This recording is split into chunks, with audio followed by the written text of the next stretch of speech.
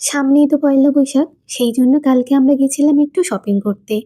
আর ফেরার সময় আমরা এই দোকানটাতে দাঁড়িয়েছিলাম। দোকানটা কিন্তু আমার বাড়ির একদম কাছাকাছি।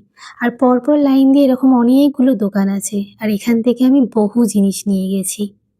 কিন্তু কালকে মেইনলি যাওয়ার কারণ হচ্ছে এই ফ্লাওয়ার ভাসটা। আসলে আমাদের বাড়ির সামনে না একটা এক্সিবিশন বসেছিল।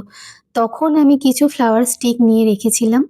কিন্তু সেইগুলো যে লাগাবো তার স্ট্যান্ড আমার কাছে ছিল না। যেহেতু সামনে পয়লা বৈশাখও ছিল, আমরা নতুন জামাকাপড় পরবো আর ঘরে কোনো নতুন জিনিস হবে না, সেটা তো হয় না। সেই জন্য ভাবলাম বাড়ির জন্য এবারে এটাই নিই। কিছুদিন ধরে না আমি আমার নিজের উপর একটা জিনিস ভীষণ নোটিস করছি। আমি না এখন নিজেকে সাজানোর থেকে ঘর সাজাতে বেশি ভালোবাসি। আগে কিন্তু এটা আমার মধ্যে একদমই ছিল না। আসলে না শখের কোনো বয়স হয় না। আর হওয়াটা উচিতও না। যে বয়সে যে শখটা তোমার কাছে এসেছে, আমার মনে হয় সেই শখটার পিছনেই দৌড়ানো উচিত। সেটাকেই পূরণ করা উচিত।